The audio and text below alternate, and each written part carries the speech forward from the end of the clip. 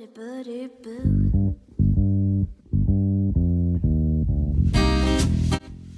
House podcast with the Shell Grotto Margate and Liz Barker. So, Nicky, I have never been to Margate before.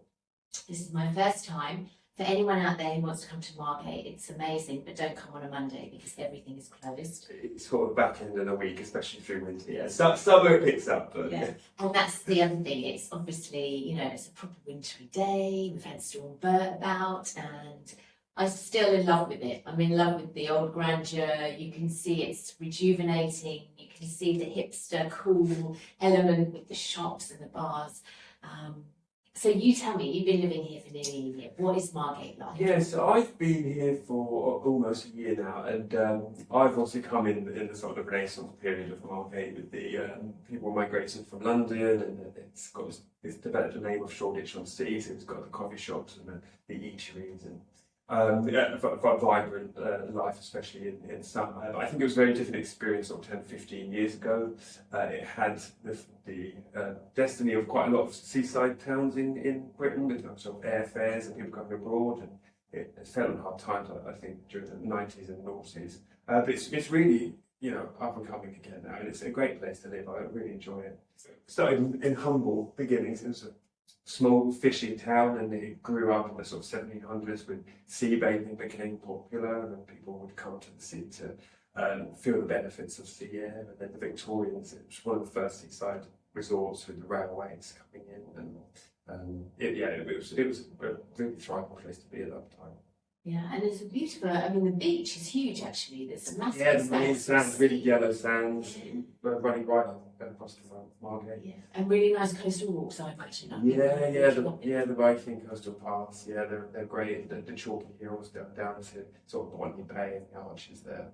Yeah, and obviously it had a massive art scene because of Tracy Emin. Obviously, she's from here. She's done a lot of rejuvenation, I know, with the art scene, and you've got the Turner Contemporary, you've got so much. Yeah, I think that they sort of kick-started this modern Margate, especially the Turner, bringing people in and developing the creative scene here and the art scene, and bringing that type of person in. And Tracy's very much part of this community, and she comes into the show so often. She's a great supporter of us, and she's put a lot of funding into regenerating the area. Gosh, that's amazing. Good on her. What a great person. What a lovely thing to do, actually. What a nice legacy to leave. Because these seaside towns, I think, have a wonderful history, like you mentioned, and we're very lucky as an island to be surrounded by the sea. I was looking at the Gormley statue that is kind of the sculpture of the man disappearing in the sea. The tide was quite high, so I could only see his waist. Yeah, it changes during the day. So depending on where the tide is at, you can sometimes see the full statue, and then other times you can't see any of it. So. I love that though, that he's there and then he's not there, and he's looking out to sea. And yeah, it's quite hypnotic watching him actually. Yeah. And have you been up to him to get really close? How tall is he? He's man size. Yeah, I've not been up to him, but I've seen him from afar and seen lots of people do go down, obviously, and take pictures of him. So, Nicky, if you swam in the sea, are you brave enough to be one of these? I haven't. I keep toying with the idea. It's a thing to do. I know a lot of people go out on Christmas Eve, Christmas Day, and go swimming. So maybe we have like Walpole Bay, so we have the sea pools. And you do see people going in, but I've not been brave enough yet. I'll make that your mission next time we meet. We'll see that you have to have been in the sea. It does look icky, I must admit. But yes. So obviously, being by the sea, seafood is a massive part of living here. I went out last night and had some lovely prawns. At Dory's, there's some beautiful seafood restaurants, but obviously shells. Do you get shells on the beach here? Do you often see on the sand? Mostly things like mussels. You'll see going along the beach. Not so much on the main sands, but certainly if you go sort of further along the coast, you'll see parts of shells. Yeah. So when I came, I didn't really know what to expect, and you've got the wonderful shop at the front, which I'm desperate to get back into, which is full of amazing. It's amazing stuff. how many people get very distracting. The shop, it is pretty incredible. You have sort of husbands dragging their wives away to say, we've come to see the grotto, not the shop. It's very much like. And you can shop online. I just want to add that in because if you go on the website. Yeah, it's not quite as full as our physical shop, but there is online stores. Amazing. And then you come through to this museum, which is really full of interesting oddities. So explain to me where we're sat. What's going on here? So we sat in our little museum room, which you descend into from the shop. There are some glass cabinets which display various grotto artefacts since its discovery, alongside some really beautiful worldly shell artworks. My particular favourite is the 1800s shell bouquet of flowers there. And there are some interpretation panels as well, which give you the history of the grotto that we know of and some of the theories surrounding its origin, and give you sort of a summative history before you descend into the grotto itself. Yeah, because I think as humans we've been making shell art for as long as we've been around. I mean, art is a massive part of who we are as humans, and I think for to start when we communicated, we were making things, and using shells seems a very obvious thing, but actually it's fascinating to see that you can make anything out of shells, actually. Yeah, we've got shell houses, we've got cameos with their little portraits on shells, boxes, sailors' valentines and dolls and bouquets of flowers and pictures. It seems to be quite a popular material. Yeah. Decorative wise, obviously you can do patterns and so many different Well, because they're beautiful in their own right, naturally so. Exactly. I've got some info on shells actually, because I'm quite intrigued about shells in general and what they mean, because there's a lot of symbolism attached to them. I want you to start telling me about the Shell Grotto. So you actually in Worcester worked at the caves, so you're quite used to. Yes, I've had a history of working in subterranean visitor attractions. It's quite a niche. it's quite a niche role. I obviously feel more comfortable underground than overground. But yes, the grotto is an extraordinary feat of artistry, if nothing else. You descend from the museum into what we call the North Passage, which is a chalk tunnel that winds you through into the Rotunda, which is the first contact with shell mosaic you see. That's like a donut-shaped passage. That's linked via a dome with a skylight on top, which allows natural light in. The dome links the Rotunda to what we call the Serpentine Passage. It's this like snaking, winding tunnel. Also has been called the Heart Passage in the past because there are quite a few hearts within the mosaic on that wall. And that guides you down into the final stage of the grotto, which is the rectangular altar room, referred to as the altar room because there are what could be interpreted as shrines or altars. So it's a quite a large site. I mean, people have different expectations of it. Some people think it's going to be bigger, some people think it's going to be smaller. It's about 100 feet or 30 meters in length. So it's sizable for a grotto and sizable when you consider the amount of time and work that we've got into decorating. I mean, I thought it was huge, I'll be honest. I mean, just the fact that the passages are so tall, because I'm tall, you're tall, and it was really spacious. Yeah, I'm 6'2" and I comfortably stand up in there. It's not low at all. It's really quite wide passages and high. Yeah, the narrowest point is that it's that chalk north passage where you enter, and some people are claustrophobic and they worry about being able to go in there. But no, it is spacious and you can comfortably stand, and it's pretty wide as well. Yeah, and it did. Considering, we don't really know why it's here, why it was made. It conjures up a lot in your imagination because of the layout, and we can see the maps. You've got the maps here. It's very much done on purpose. There's obviously a reason for it. It's very interesting design, I think, and just goes on for a lot. It's bigger and goes on for a lot more than just a kind of little folly or a little bottle or something fun to have. To me, it really seems like it serves a purpose. It does seem very purposeful, both in sort of design and decoration and material as well. It does seem very intended, and what it was intended for, we don't know. Some people sort of think it's some sort of more religious place, some people more secular, and that really informs the way that you interpret the patterns and symbols in there as well. We have labels that we call things for just, efficiency, but they are interpretations that were created post-discovery, so they definitely don't give a definitive answer to what those symbols are.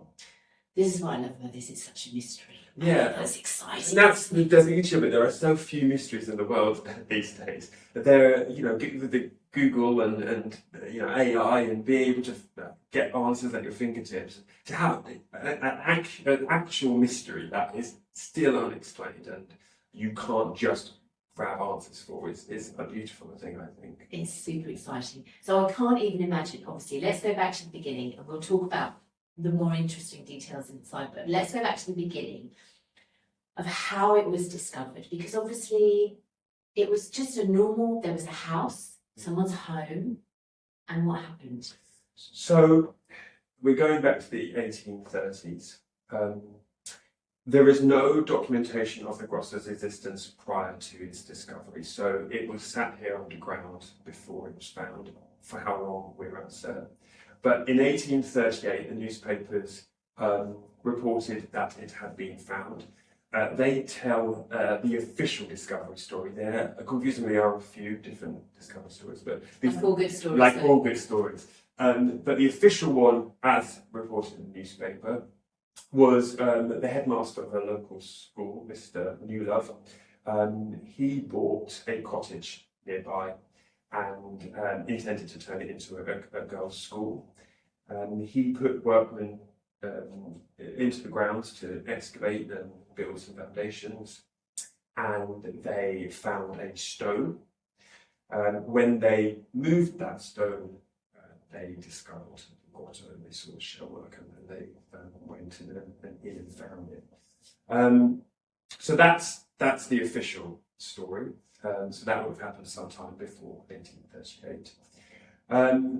Many years later, in the 1890s, the daughter of Mr. Newlove, Frances, she was interviewed.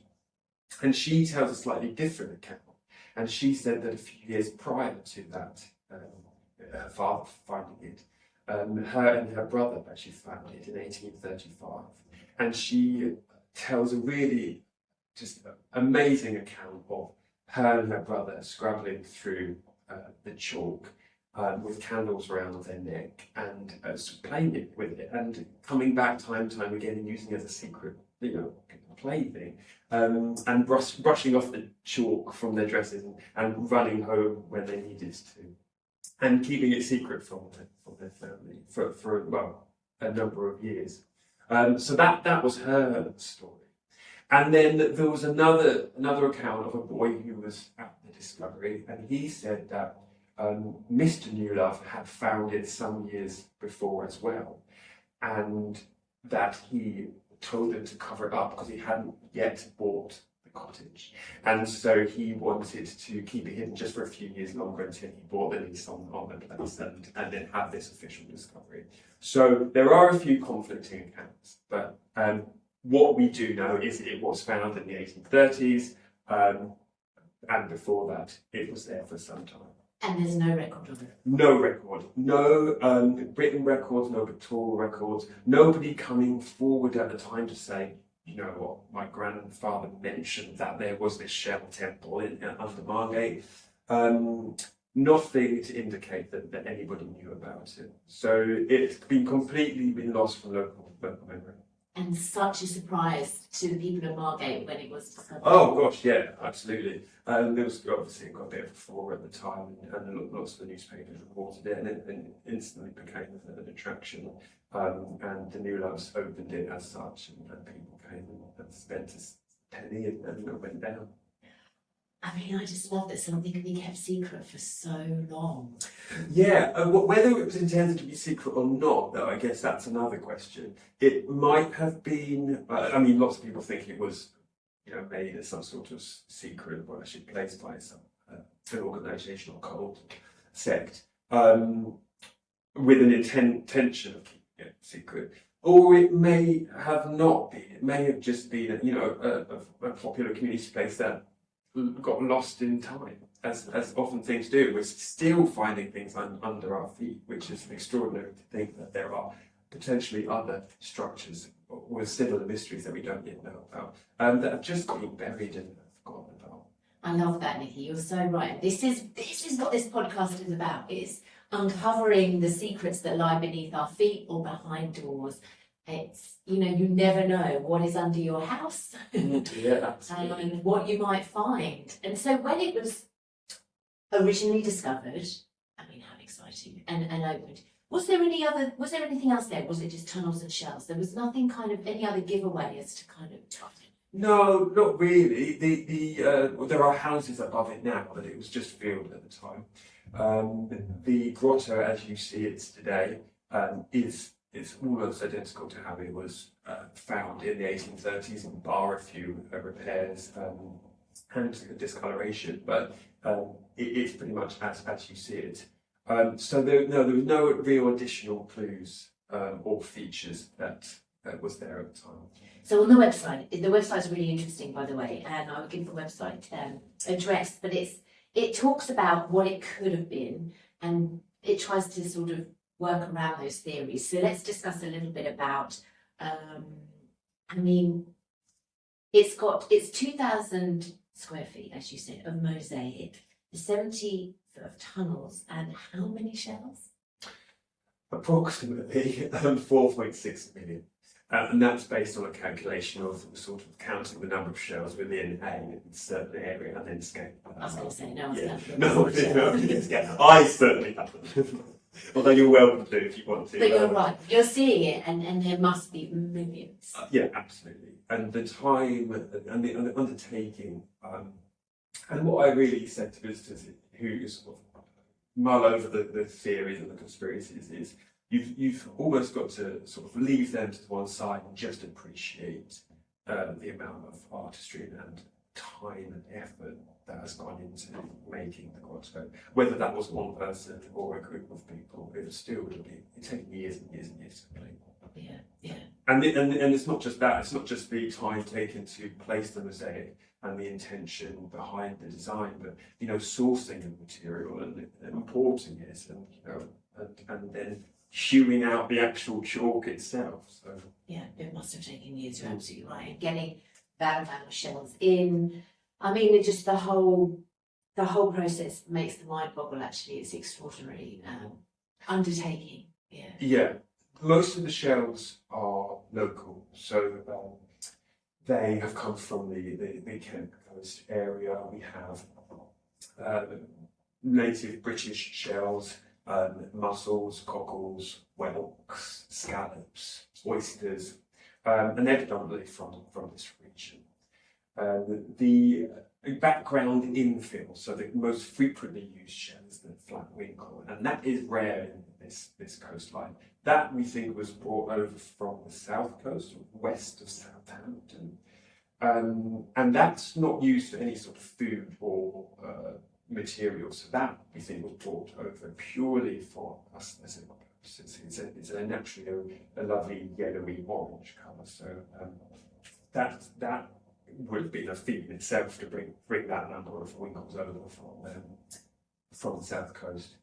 But it's unusual that the grotto is almost entirely British native shell, because most of the other UK shell structures are exotic shells. They're foreign species, and that was a way of showing your wealth and showing your travel and being a curiosity in that way.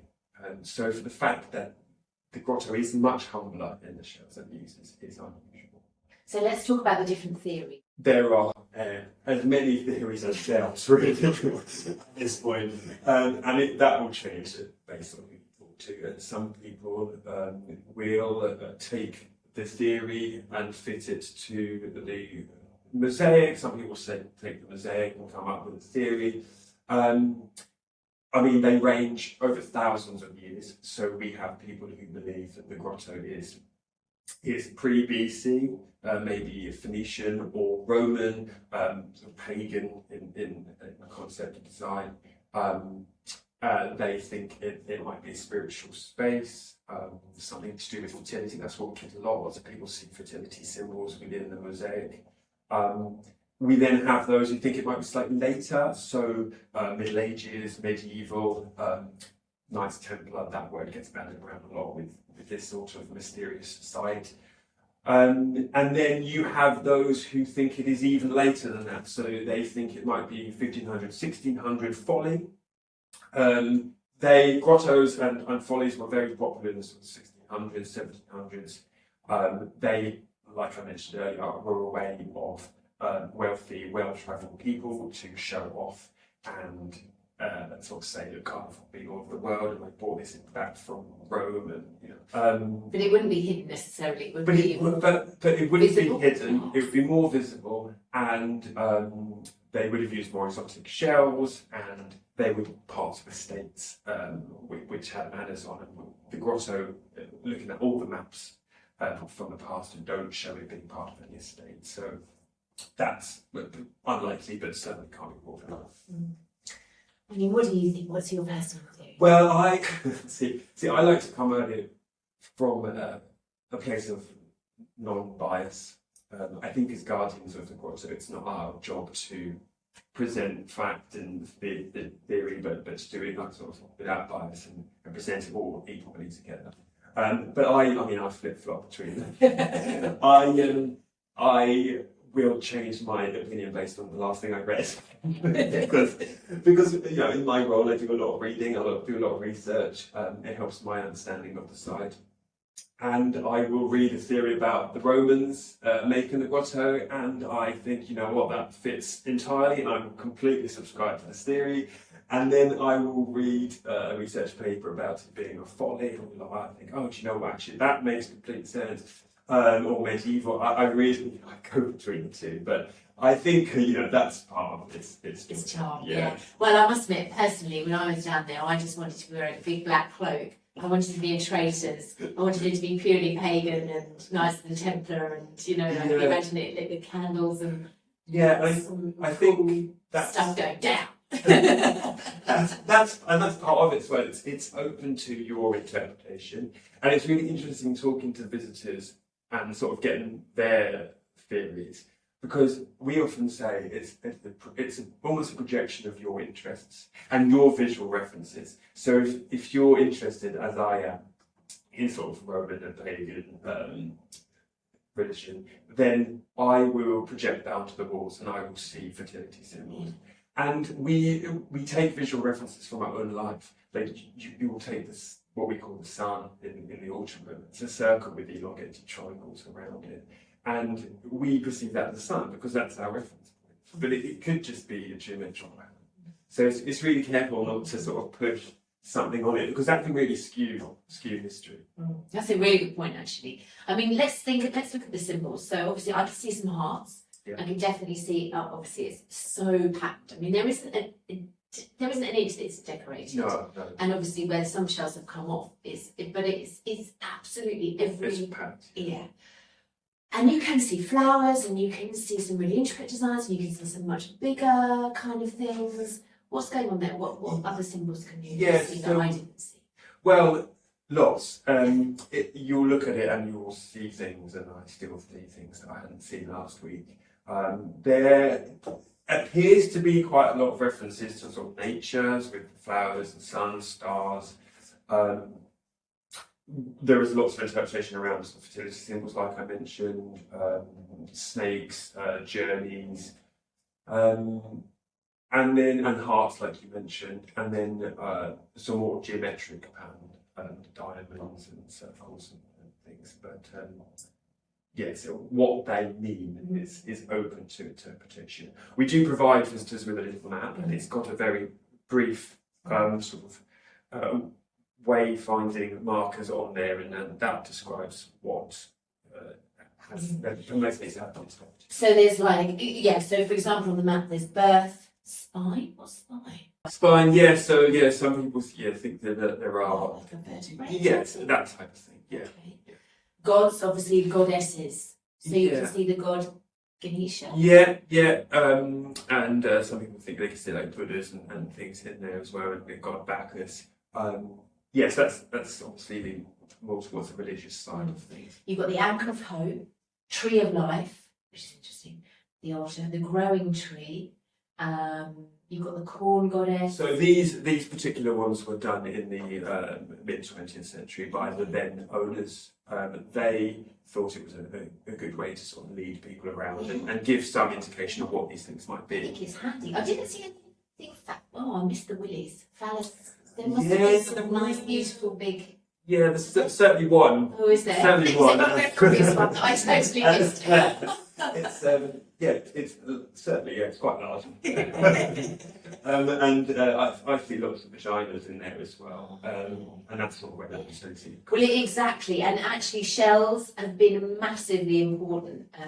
The meaning we attach to shells throughout history, throughout different cultures all over the world, was obviously a sign of fertility. Shells, the fact that there's female energy, healing. They were used for healing rituals, to ward off evil. They were seen as regeneration, self-discovery, the hard shell. There's so much meaning in shells. They were used as currency. The list is endless of their beauty and what they represent. And it's interesting, just shells used. I think that speaks volumes actually, that there's nothing else in there. And how are they attached to the wall? So, in various ways, there was a 2009 study of the mortar that attaches the shells. There were 5 samples taken in total, and all 5 were different types of mortar, which suggests that they have been done at different times and perhaps subsequent repairs and things.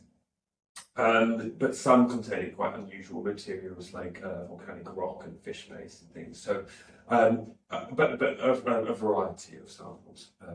And they attach the shell pretty effectively. I mean, if you consider that, yes, we've done a few repairs since the discovery, but the majority of that shell work is original. It's really held up for hundreds of years. And sometimes, things do fall off and you have to repair them, but I still have a pretty good job. Yeah. I think our most frequently asked question is probably, have you carbon dated the grotto? Can you carbon date the grotto? Why haven't you carbon dated the grotto? And some people think wrongly that you can't date it. You can date it, and we have dated it in the past. In the 60s, there was a single sample taken from that east wall that got destroyed. They took that away to analyse, and they presented an age range of between 1500 and 1700. And obviously, carbon dating was very primitive at that time. And we've got to be very careful with carbon dating because there are so many areas where you can have inaccuracies. You have to be sure you're mitigating against later repairs and alterations and additions.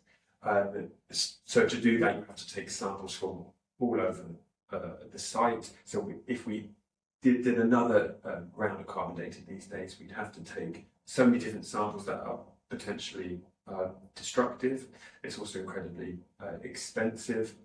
And again, you can't be sure that there's such a variance of carbon dating even today, within sometimes hundreds of years either side, that you'd have to be really careful that you weren't doing that. And I don't think there's actually a way of making sure you're not.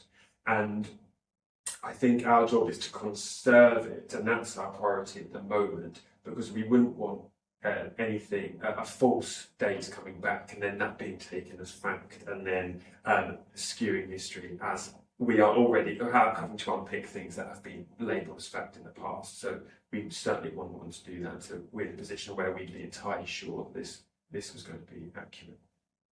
And also, like you said, there might be developments in that area in the future. Exactly. But, that's something, to think about. Yeah, Entirely. Those developments happen. And that's really interesting. So how do they take carbon? They just literally take it. Yes, they take a sample, and I don't know the technical scientific process, but there are different ways of doing it based on what the material is. But they will, I think, they measure the amount of carbon, and that gives them a date range, because things soak up carbon, and then they stop soaking up carbon, I think. And that allows them to date it. Now there is obviously some missing rodents, and I know on the website you can say you can sponsor. Is that right? Talk me through the ways that people can give and help. Yes, so keep the Shell Grotto. Well, we have schemes. You can become a friend of the Grotto, which all the subscriptions from that go towards the conservation and education of the Grotto. Like you mentioned, we have a roundel sponsorship scheme. So the roundels, I don't know if you notice when you're down there, but there are sort of spherical slate sections, small spheres in the Grotto, which are blank and void of shells, and that's shell work that has been destroyed or damaged over time. And so what we have is a sponsorship scheme where you can put money towards having that circle of a mosaic reinstated as it would have been. We reference our photos, we try and keep as accurate to the original as possible, and you can have your own little piece of the Grotto, which I think is really lovely. But there are quite a few throughout the Grotto, and they we think would have actually originally been done at surface level, so not down. Not created down inside the Grotto, sort of built above ground on these slate backings, and then slotted into place. Oh, that's really interesting. Okay, yeah. So people could have been making them in their homes and bringing them down to add. Yeah. I love the idea that you can have a piece of the Grotto named after you, or someone you love, or someone you've lost. Yeah. That's really lovely. And we have a sponsorship board where your name or the name of a loved one is written. So, we have a map where we mark down where your piece of the Grotto is. So, it's a really lovely thing to be able to have, especially if you have a connection with it. Yeah, I think that is really nice. And as I said, there's lots more details on the website, so do have a visit. What's the website? Shellgrotto.co.uk. Yeah, there's some lovely stuff on there. And let's just talk about the lighting. So, I believe that it was lit by gas lighting, is that right? When it was first opened to the public? Yeah, so they installed gas lamps to light it for visitors, which at the time was, I imagine, really beautiful, and they sold it as lit by incandescent lamp, and it's magical Grotto underground. But that had detrimental effects on the shells themselves. So originally the shells would have been coloured. They would have been a complete rainbow array of colour. I mentioned the winkle earlier being yellow and orange. But the gas from the lamps has discoloured them. So today you will see a grey brown mushroomy colour. That's a carbon deposit on top of the shells. People ask why we don't clean that off. It would introduce a huge amount of moisture into the Grotto, which we've already faced problems with. So you wouldn't want to do that. I think that would be more detrimental. And also, the discoloration of the shells wouldn't be its natural colours anymore. It'd be a pale white almost. So you'd be replacing one artificial colour for another. So it wouldn't be as colourful as people think it would be if you cleaned off the shell. And even when you take a shower from the beach, as I tend to do, it fades anyway. But it's interesting, obviously, that what you can do conservation-wise and what you kind of can't do. Because I read that it was at risk in 1999. It was an English Heritage Grade 1 site, and then because it was under a residential property, less than 2 metres down, is that right, from the garden, which was then paved over or patioed over, which caused a lot more wetter conditions inside the grotto. Is that right? Because it didn't have the. Yeah, so see, originally it didn't have concrete above it. It was in field, and the grass helps with sort of moisture and rain and taking that water, excess water away. And then with the sort of modern development, everything being concreted over, that created real issues, and pipe work and man-made water ingress was really detrimental to the grotto. And so yes, it got put on the Historic Building Risk Register, which is a great scheme to try and raise awareness for these sites across Britain, which are vulnerable and in need of saving. And then years later, an extensive sort of conservation program with funding from English Heritage went underway, and it took up the concrete from the garden above, laid turf over it, trying to take that water away. Pipes were realigned. In the grotto itself, sort of structural things were done to try and hold up the chalk and the mosaic work. It gave it a whole new lease of life. So we're really grateful that that pots of money and funding and schemes are available to protect these sites. So that's what your money can help do. Let's just talk about the other theory that it could have been a smuggler's cave. Because obviously there would have been smugglers' caves along this part of the coast, I presume. Yeah, quite a few along the Thanet coast. They were up to no good. There certainly are examples of smugglers' caves along this stretch of coast. We are quite inland, and there is no tunnel. That's a good point, actually. Yeah, we are quite inland, and there is no tunnel connecting the grotto to the sea. So the smugglers would have had to have carried their smuggled goods over land, which would have been pretty tough. Defeats the object slightly. And also then to have gone through the effort of decorating their smuggler's cave with 4.6 million shells. I don't know if they necessarily would have gone through that effort, but there you are. Yeah, so we do tend to discount that one. So it's interesting, in the altar room, the altar chamber, there's obviously the east wall had been damaged by the Second World War. It's amazing that no more was damaged. I know, I often think that's right. So the cottage, modern cottage above, I say modern, above the grotto altar room, that was directly hit during air raids in the Second World War, completely destroyed the house and destroyed the east wall of the altar chamber grotto. So we have a few fragments here from that wall in the museum, but there no more remains. So that's, we just have a blank wall. But amazing that, a bomb went off above it and could have wrecked the whole thing. I mean, it could have gone. It could have been an absolute disaster. The roof as well, that is flat at the moment. That wasn't destroyed by the bomb, but that was destroyed previously. They flattened the roof of the altar to build the house. Well, supposedly, conservation wasn't a massive priority in those days. So, yes, they wanted a house and they were going to have a house above it. So they literally flattened the roof. It's said that there was a beautiful vaulted barreled ceiling in the altar room, which would have been. That's a little bit, oh my goodness, because that room is quite something, actually. Yeah. When it reveals itself. Yeah, you're kind of coming into it with the altar. It does feel very spiritual, church-like. Yeah, it really does. It really does. But that just is one example of how we haven't just had natural deterioration, but man has had lots of things in the way of the destruction of the grotto. And it's interesting, like you said, there's one bit where natural light is coming through, which clearly hasn't been touched with. Yes. The dome, is that called? Yeah, so the apex of the dome has a natural skylight which lets light in. I believe that was the point at which they discovered the grotto. So they would lower themselves down through that hole. And that actually is thought to maybe have some significance in terms of the purpose of the grotto, this allowing of the light through.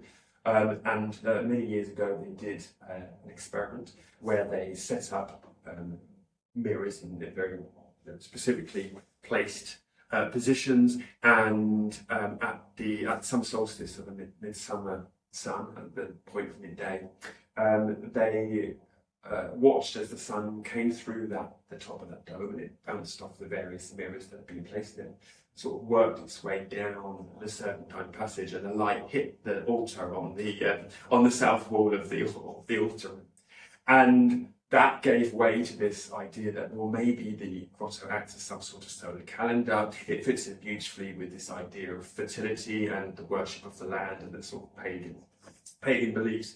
So while that doesn't necessarily prove anything, it's certainly an incredibly interesting experiment. Oh, brilliant. Yeah. Oh, I love that. It's very Indiana Jones. Oh, it is. It's very Indiana Jones.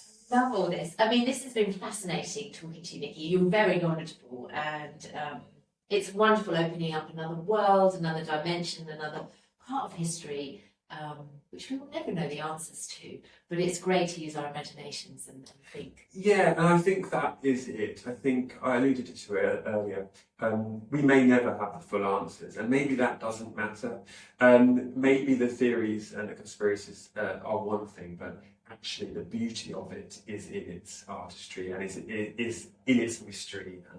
And I think it's so easy to be able to know things these days, and to actually have a genuine mystery. That is its beauty, I think. Yeah, and it is beautiful, the way the designs, the patterns, the intricate work. It is absolutely beautiful. And it's a labour of love, if nothing else. Absolutely. Because, I mean, like you said, hours and hours, days, weeks, months, years spent on it. Very For us special to now see. to be able to enjoy and absolutely take part in and connect with the site. People were, whenever we were using it, were connecting with it and creating a bond and a relationship to that particular site. And visitors can now come and create their own relationship with the grotto and their own interpretation and bond with it in their own way. Yeah.